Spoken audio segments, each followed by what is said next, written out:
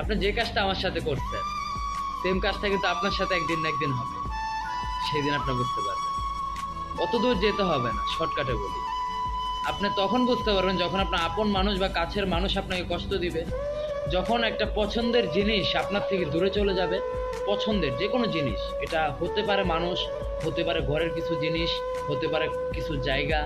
পছন্দের, যখন একটা পছন্দের জিনিস এক জায়গা থেকে আরেক জায়গায় চলে যাবে, যখন তাকে দেখতে পাবেন না, তার সাথে কথা বলতে পারবেন না,